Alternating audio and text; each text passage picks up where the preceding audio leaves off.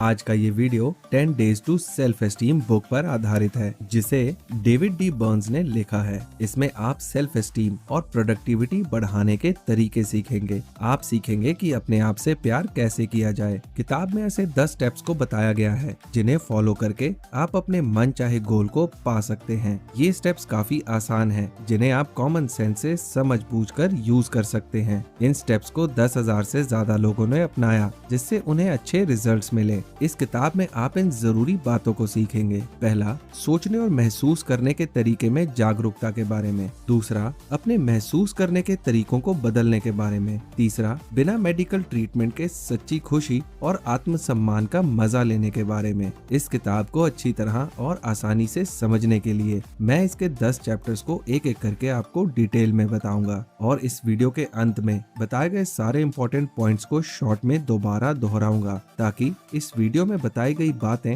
आपको आसानी से याद रहें। तो इस वीडियो को अंत तक देखना मत भूलिएगा। तो चलिए शुरुआत करते हैं पहले स्टेप से।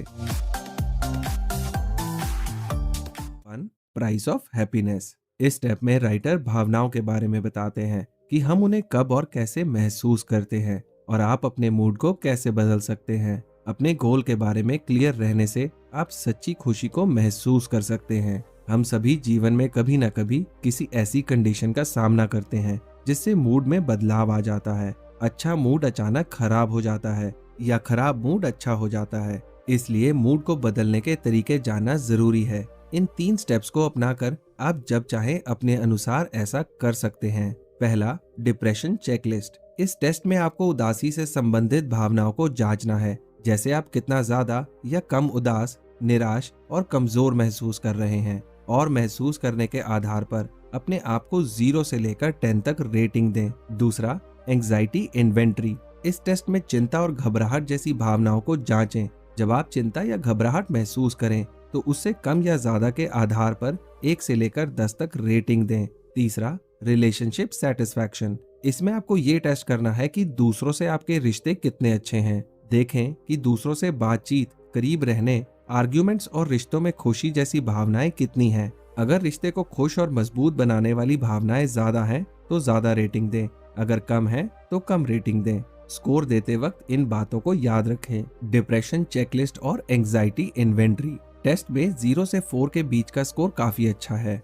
इस स्कोर का मतलब है कि आप अपने जीवन में खुश हैं और किसी भी तरह से डिप्रेशन का लक्षण नहीं है। 5 से 10 के स्कोर का मतलब होगा कि आपकी कंडीशन थोड़ी खराब है, जिसे सही तरीकों को अपनाकर ठीक किया जा सकता है, और 10 से ऊपर का मतलब है आपके हालात ठीक नहीं हैं। इसलिए जितनी जल्दी हो सके डॉक्टर की सलाह लें। Relationship satisfaction. टेस्ट में आपको 0 से 6 तक का स्कोर देना है, जिसमें 0 से 2 का मतलब होगा कि आप अपने रिश्तों से जरा भी खुश नहीं हैं। इसलिए आप या तो अकेले रहना चाहते हैं या फिर दूसरे व्यक्ति के साथ रिश्ते जोड़ना नहीं चाहते। यहाँ ध्यान देने वाली बात यह है कि रिश्तों में आपके लाइफ पार्टनर से लेकर दोस्त, बिजनेस पार्टनर आदि कोई भी हो सकता है। 3 स्कोर का मतलब है कि आप अपने रिश्तों में कभी अच्छा महसूस करते हैं तो कभी नहीं करते। 4 से 6 का स्कोर का मतलब है कि आप अपने रिश्तों से बहुत ज्यादा खुश हैं और दोनों लोग एक दूसरे के साथ अच्छे रिश्ते बनाकर रखना चाहते हैं। इस टेस्ट को करने से आपको अपनी परेशानी का पता चलेगा,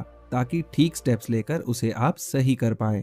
step 2, you feel as you think. हम जैसा सोचते हैं वैसा ही महसूस करते हैं। मतलब हमारे जीवन में परेशानी, नेगेटिव इमोशंस या जीवन में होने वाली खराब कंडीशन की वजह से नहीं, बल्कि इसलिए आती हैं क्योंकि हम उस नेगेटिव कंडीशन के होने के बारे में ही सोचते रहते हैं। कई सारी नेगेटिव भावनाएं फालतू के विचारों से आती हैं। इसलिए अपने महसूस करने के तरीके को बेहतर करने के लिए सोचने के तरीकों को सुधारना जरूरी है। ऊपर वाले स्टेप 2 से पहले स्टेप 1 को करें। अपने आप को टेस्ट करें और स्कोर दें। देखें कि इस बार स्कोर क्या पहले से अच्छा है। जांच करने के बाद इन 3 सुझावों को ध्यान में रखें। सुझाव 1, ध्यान रखें कि दुनिया में सिर्फ आप ही अपने आप को खुश या दुखी कर सकते हैं। इसलिए अपने सोचने के तरीके को बदलना जरूरी है। इसके लिए स्टिक फिंगर टेक्निक का यूज करें। जब भी आप चिंतित महसूस करें तो एक नोटबुक लें, उसमें नेगेटिव विचारों को लिख दें, जिससे आपको पता चलेगा कि आप परेशान क्यों हैं। लिखने के बाद उसमें लिखे विचारों को पॉजिटिव विचारों से बदल दें। सुझाव 2, खराब भावनाओं से जुड़ी हुई कई चीजों का असल में तो कोई वजूद ही नहीं होता। इसलिए जब भी कोई ऐसा विचार या भावनाएं आए तो उन्हें करीब से देखकर रियलिस्टिक होकर उसके फायदे और नुकसान को समझने की कोशिश करें। उसमें जो हिस्सा फायदे का है उस पर ध्यान दें, जो फायदे का ना हो उसे इग्नोर कर दें। सुझाव 3, ज्यादा से ज्यादा पॉजिटिव विचारों को लिखें और जितने जल्दी हो सके उन्हें अपने जीवन में अपनाएं। इसे हर रोज कुछ मिनट करें।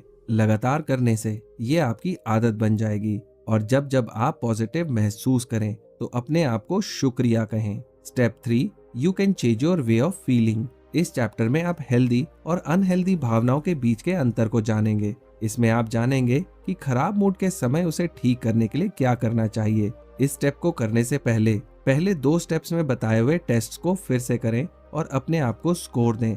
अपने रिजल्ट्स में आए बदलावों को नोट कर लें। हमारी हर तरह की भावनाएं हेल्दी और अनहेल्दी कैटेगरी के अनुसार अलग अलग होती हैं। इसके बारे में ज्यादा समझने के लिए इस टेबल को देखें। पहला, जब आप पॉजिटिव महसूस करते हैं तो भले ही आप दुखी हों लेकिन सेल्फ एस्टीम की कमी महसूस नहीं करते।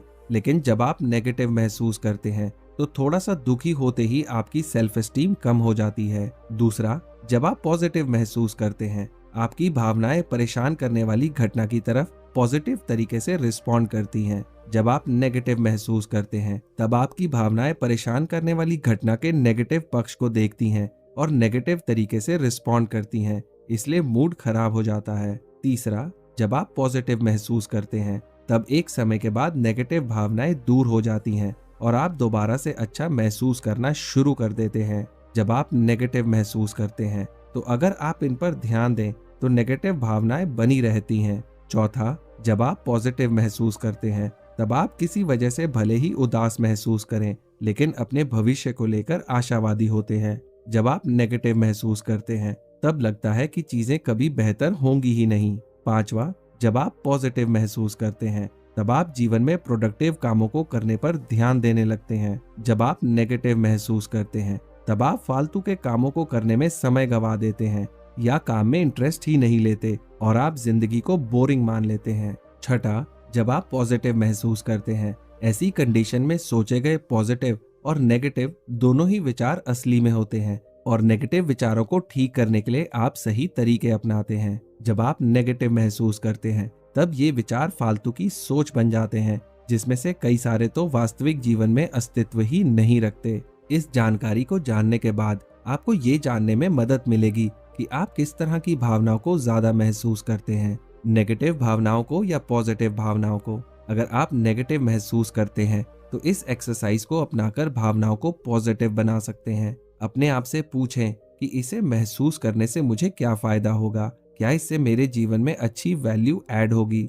कुछ बेहतर होगा या खराब होने की संभावना है, इसके पॉजिटिव रिजल्ट्स का क्या होगा और नेगेटिव रिजल्ट्स क्या हो सकते हैं। इस तरह जो भावनाएं फायदेमंद लगें उन्हें महसूस करने पर ज्यादा ध्यान दें, जो फायदेमंद ना हो उन्हें फायदेमंद भावनाओं से बदल दें। चलिए मैं आपसे एक सवाल पूछता हूँ, आपने शीशे में खुद को देखकर आखिरी बार कब कहा था कि मैं खुद से प्यार करता हूँ? शायद आपको बहुत सोचना पड़ रहा होगा। हम अक्सर अपने हिस्से का प्यार दूसरों में ढूंढते हैं लेकिन सही मायने में हमें खुद से ज्यादा प्यार और कोई नहीं कर सकता। Step 4, how to change bad mood to good. इस स्टेप में आप मूड को बदलने के प्रैक्टिकल तरीकों के बारे में जानेंगे। इसे शुरू करने से पहले शुरुआत के इन 3 स्टेप्स को पूरा करें जिनसे हम अपने मूड का पता लगाते हैं। इसे करने के बाद अपने मूड को बदलने के इन तरीकों को अपनाएं। रियलिस्टिक बने, जितना हो सके प्रैक्टिकल और रियलिस्टिक बने। चीजों के सिर्फ एक पहलू को देखने की बजाय उसके अलग अलग हिस्सों और प्रभावों को जानें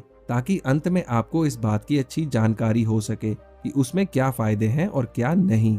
ऑब्जेक्टिव शब्द टेक्निक को यूज करें। ऐसे शब्दों को ज्यादा यूज करें जो ज्यादा ऑब्जेक्टिव और कम भावनात्मक हो। मुझे काम करना चाहिए के बजाय मैं ये काम कर सकता हूँ जैसे शब्दों का इस्तेमाल करें। कॉस्ट और बेनिफिट की जांच करें। जब आप चिंतित महसूस करें तो उसके फायदे और नुकसान को लिख लें। इससे ये जानने में आसानी होगी कि उस बारे में चिंता करना सही भी है या नहीं। सबूतों को देख लें। जब कभी आप खराब महसूस करें तो अपने आप से पूछें कि क्या सबूत है कि ये विचार ठीक है। अगर उसका ठोस सबूत मिले तब उसे ठीक करने के लिए जरूरी कदम उठाएं और अगर ठोस सबूत ना मिले तो उस बारे में सोचना बंद कर दें और ऐसी चीज पर ध्यान लगाएं जिससे आपको खुश रहने में मदद मिले। इस तरह इन तरीकों को अपनाने से आप अपने खराब मूड को अच्छे मूड में बदल सकते हैं। बस आपको थोड़ा क्रिएटिव बनने और जरूरत के हिसाब से अलग अलग टेक्निक्स को इस्तेमाल करने की जरूरत होगी। Step 5, acceptance paradox. इस स्टेप में आप नेगेटिव विचारों को बदलने के इफेक्टिव तरीकों के बारे में जानेंगे, जिसे आवाजों का एक्सटर्नलाइजेशन कहते हैं। इसमें आप नेगेटिव विचारों के बारे में सेल्फ डिफेंस और एक्सेप्टेंस पैराडॉक्स के तरीके के बारे में सीखेंगे। इसे शुरू करने से पहले स्टेप 1 से लेकर 4 तक बताए हुए तरीकों को अपनाएं। इसके बाद इसे शुरू करें। आवाजों का एक्सटर्नलाइजेशन। इस तरीके को ठीक से इस्तेमाल करने के लिए नीचे बताए हुए स्टेप्स को फॉलो करें। पहला, अपने नेगेटिव विचारों की एक लिस्ट बनाएं। दूसरा, इस लिस्ट के बारे में बातचीत करने के लिए एक पार्टनर बना लें। तीसरा, अपने पार्टनर से कहें कि वो लिस्ट में लिखे नेगेटिव विचारों को एक एक करके पढ़े। चौथा, हर नेगेटिव विचार के जवाब में आप पॉजिटिव जवाब दें। इस तरह आपके पास हर नेगेटिव विचार के बदले पॉजिटिव विचार होगा, जिसे आप आसानी से अपना पाएंगे। ऊपर बताए हुए 4 स्टेप्स को फॉलो करें। उसके बाद नेगेटिव विचारों को पॉजिटिव विचारों में आप आसानी से बदलते जाएंगे। Mirror method. इस तरीके को अपनाने के लिए नीचे बताए हुए स्टेप्स को फॉलो करें। पहला, अपने नेगेटिव विचारों की एक लिस्ट बनाएं और संभव हो तो उन्हें बोल बोल कर रिकॉर्ड कर लें। दूसरा, शीशे के सामने खड़े हो जाएं। तीसरा, हर नेगेटिव विचार को जोर जोर से पढ़ें। चौथा, अब नेगेटिव विचार की वजह से अपने साथ खराब तरीके से व्यवहार ना करें, बल्कि अपने साथ दयालुता से व्यवहार करें, जैसे किसी ऐसे दोस्त के साथ करेंगे जो आपकी ही तरह सेम कंडीशन में फंसा हो और उसे बाहर निकलने में आपकी मदद चाहिए। Acceptance paradox method. इस मेथड में परेशानी को ठीक करने के 2 तरीके हैं, सेल्फ डिफेंस और एक्सेप्टेंस पैराडॉक्स। सेल्फ डिफेंस में नेगेटिव विचारों को गलत साबित करने के लिए सबूतों का इस्तेमाल करें। ऐसा करने से एक बार जब आप ये समझ जाएंगे कि नेगेटिव विचार झूठे हैं, तो आप अच्छा महसूस करने लगेंगे। एक्सेप्टेंस पैराडॉक्स में नेगेटिव विचारों से बहस करने की बजाय उसमें कुछ सच्चाई देखकर अपना लें और दोबारा से अपना पूरा ध्यान पॉजिटिव विचारों की तरफ लगा दें। इससे आपको अंदरूनी शांति और खुशी मिलेगी। Step 6, reach to prime reasons. इसमें आप सेल्फ डिफीटिंग के बारे में जानेंगे कि ये क्या है और कैसे काम करता है। इसे शुरू करने से पहले स्टेप 1 में बताए हुए तरीकों को अपनाएं और इसे फिर से करें। सेल्फ डिफीटिंग एक ऐसा नजरिया है जो आपको जीवन के लक्ष्यों और आपकी काबिलियत के प्रति ज्यादा इमोशनल बना देता है। उदाहरण के लिए मान लें कि आप एक कामयाब इंसान बनना चाहते हैं, लेकिन अगर आप आलसी हैं और अनप्रोडक्टिव कामों को करने में अपना ज्यादातर समय गंवा देते हैं, तो आप खराब महसूस करना शुरू कर देंगे। वहीं अगर आप मेहनती हैं और ध्यान लगाकर काम करते हैं, तो आप अच्छा महसूस करेंगे। Vertical arrow technique. Self defeating का पता लगाने के लिए अपने आप से इस तरह के सवाल पूछें। अगर ये बात सच थी तो मैं उससे परेशान क्यों हो रहा हूँ? उस बात में मेरे लिए क्या मैसेज छुपा हुआ है? सवाल पूछने के बाद अपने दिमाग में आने वाले विचारों को लिखें। इस प्रोसेस को बार बार दोहराएं। ऐसा करते समय हर बार नेगेटिव विचारों की लिस्ट को देखें कि कौन से विचार वास्तव में सच हैं और कौन से नहीं। अपने जीवन में ज्यादा खुशी पाने के लिए सेल्फ डिफीटिंग के नेगेटिव विचारों को पॉजिटिव विश्वासों से बदलने की कोशिश करें।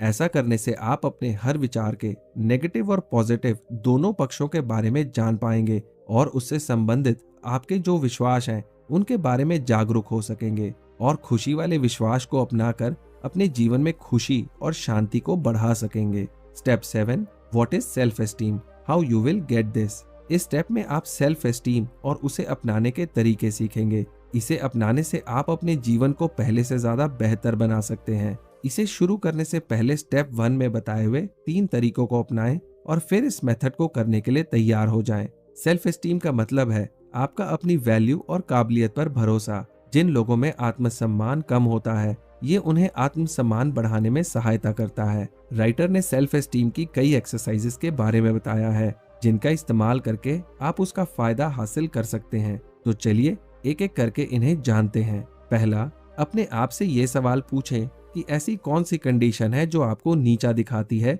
या कमजोर महसूस करवाती है। क्या ये तब होती है जब आप अपने आप को खराब व्यक्ति के तौर पर देखते हैं, या तब होता है जब कोई दूसरा आपको बुरा कहता है? इस तरह सभी परेशान करने वाली कंडीशन को लिख लें और देखें कि इन सभी कंडीशन में आप किन खराब भावनाओं को महसूस करते हैं। उनका आपके जीवन में प्रोडक्टिविटी और रिश्तों पर क्या असर पड़ता है। इसके बाद किसी ऐसे इंसान की मदद लें जो उस कंडीशन से निकलकर खुशहाल जीवन जी रहा हो और उसके बताए हुए तरीकों को अपनाएं। दूसरा, आपको परेशान करने वाली कंडीशन के फायदे और नुकसान को देखें। अपने आप से पूछें कि अगर मैं इस पर भरोसा करता हूँ तो ये मेरे लिए कैसे फायदेमंद साबित होगा। अगर भरोसा ना करूँ तो ये मेरे लिए किस तरह नुकसानदायक साबित हो सकता है। अगर वो नेगेटिव कंडीशन आपके लिए फायदेमंद नहीं है तो उसे किसी ऐसी पॉजिटिव कंडीशन से बदल दें जिससे आपको फायदा मिलने की संभावना ज्यादा हो। Step 8, perfectionist script for self defeat. Self defeating एक ऐसा नेगेटिव भरोसा है जिसमें लोग अपने मनचाहे रिजल्ट को हासिल करने से अपने आप को रोकते हैं। इसके शिकार लोग अपने आप को जरूरत से ज्यादा ही काबिल समझते हैं, इसलिए सफलता के लिए जरूरी मेहनत करने की कोशिश ही नहीं करते, जिससे इस मेंटालिटी वाले लोग इन परेशानियों में फंस जाते हैं। स्ट्रेस होना, डिप्रेशन और चिंता होना, अकेले रह जाना, लोगों के साथ अच्छे संबंध बनाने में मुश्किल आना, रिश्तों में जरूरत से ज्यादा गुस्सा और चिड़चिड़े रहना, क्रिटिसिज्म, फेलुअर या गलतियों से सीखने की बजाय परेशान हो जाना। अगर आपके साथ भी ये परेशानी है तो इनसे निकलने के लिए नीचे बताए हुए तरीकों को अपनाएं। पहला, परफेक्शनिस्ट व्यक्ति के बारे में मजेदार बात यह है कि ये लोग ज्यादातर समय अपने आप को सही मानते हैं, जबकि वास्तव में ये गलत भी होते हैं। लेकिन गलत होते हुए भी अपने आप को गलत नहीं मानते, क्योंकि वो अपने आप को सिर्फ और सिर्फ अच्छा मानते हैं। ऐसे में उन्हें समझना चाहिए कि कोई भी इंसान हर मायने में परफेक्ट नहीं होता। हर इंसान में अच्छाइयाँ और कुछ कमियां होती ही हैं। दूसरा, इसको करने के लिए अपने जीवन के किसी ऐसे समय को याद करें जब आप परफेक्शनिस्ट बनने की कोशिश में लगे हुए थे और इस तरह की परेशानियों को आपने भी फेस किया। ये ऐसा समय हो सकता है जब आप अपने गोल को हासिल करने में फेल हो गए या फिर रिश्तों को अच्छे से निभाने में फेल हो गए हों। उस समय आप जैसा महसूस कर रहे थे उसके आधार पर अपने आप को 0 से लेकर 10 तक रेटिंग दें। तीसरा, उस समय आपके दिमाग में आने वाले हर विचार को लिख लें और देखें कि कौन सा विचार वास्तव में सच है। ऐसा करने से आपको इस बात की जागरूकता मिलेगी कि कई सारे विचार सच नहीं थे। जो विचार सच हैं उसे ठीक करने के लिए जरूरी स्टेप लें और जो ठीक नहीं है उसे पॉजिटिव विचारों से बदल दें। इस तरह आप अपने आप को बेहतर बनाकर चीजों को सही करने की कोशिश करेंगे और अंत में ज्यादा खुशी पा लेंगे। Step 9, a right way for late persons. अक्सर लोगों में काम टालने की आदत होती है जिससे वो अपने जरूरी काम को समय से पूरा ही नहीं कर पाते। क्या आपके साथ भी कभी ऐसा हुआ है? ये बात जरूर कमेंट करके बताइए। और इस समस्या को आप डेविल्स एडवोकेट टेक्निक का इस्तेमाल करके ठीक कर सकते हैं। जब आप किसी काम को करने में देरी करते हैं तो लेट होने की वजह को लिख लें। एक पार्टनर चुनें जिनसे इस बारे में बात कर सकें। अपने पार्टनर से हर एक वजह को एक एक करके पढ़ने के लिए कहें और उनसे कहें कि आपको लिस्ट में लिखी हुई रीजंस के आधार पर लेट होने के लिए लुभाने की कोशिश करें। अब आप उसकी बात को ना मानने की कोशिश करें और उन्हें वो सारे रीजंस बताएं कि काम को आज समय पर करना क्यों जरूरी है। अब अपने काम को समय पर करने की वजह लिख लें और इन्हें दिन में 2 से 3 बार पढ़ें। इस तरीके को अपनाने से आपके अंदर काम को समय से पूरा करने की प्रेरणा जागेगी। उस काम में मिलने वाले फायदे और नुकसान के बारे में आप जागरूक होंगे और पॉसिबिलिटी ये है कि उसको समय पर पूरा करना शुरू भी कर देंगे। Step 10, practice practice practice. इस स्टेप में आपको अपनी तरक्की की जांच करनी है। आपने मूड को टेस्ट करने वाली एक्सरसाइज में कितना स्कोर किया उसे लिखें। अपनी तरक्की को देखें कि आपने शुरुआत से लेकर अंत तक कितना सुधार किया। देखें कि किन किन नेगेटिव विचारों को आपने पॉजिटिव और अच्छे विचारों से बदल दिया। कौन कौन से ऐसे विचार थे जिन्हें आप सच मानकर परेशान होते थे लेकिन अब पता चला कि वो वास्तव में झूठ थे। देखें कि सेल्फ एस्टीम में बताए हुए तरीकों को इस्तेमाल करने से क्या आप अपना आत्मसम्मान बढ़ा सके हैं। इसी के साथ एक बात को हमेशा याद रखें कि हम सभी में बचपन से आत्मसम्मान की भावना होती है, इसलिए हम बचपन से कुछ नया और चुनौतीपूर्ण काम करने के लिए तैयार रहते हैं, जिससे हमें उस काम में सफलता मिलती है, आत्मविश्वास और आत्मसम्मान बढ़ता है। इसलिए इस किताब में बताए हुए तरीकों को ज्यादा से ज्यादा अपनाने की कोशिश करें ताकि आप आत्मविश्वास के ऊंचे स्तर पर पहुंच। दोस्तों, जैसे कि मैंने आपसे कहा था कि इस वीडियो के अंत में मैं बताए गए सारे इंपॉर्टेंट पॉइंट्स को दोबारा दोहराऊंगा, तो चलिए सारी इंपॉर्टेंट बातों पर एक बार फिर से नजर डाल लेते हैं। अपने आप को देखकर जांचें कि आप कैसा सोचते और महसूस करते हैं। जैसा आप सोचेंगे वैसा ही महसूस करेंगे और पाएंगे। इसलिए उन विचारों को सोचें जिन्हें जीवन में सच होते हुए देखना चाहते हो। पॉजिटिव महसूस करें। हमेशा गलतियों से सीखने और आगे बढ़ने की मानसिकता को अपनाएं। परफेक्शनिस्ट बनने के पीछे ना भागें, अभी जो है उसी के साथ बस शुरू कर दें, जरूरत से ज्यादा प्रैक्टिस करें।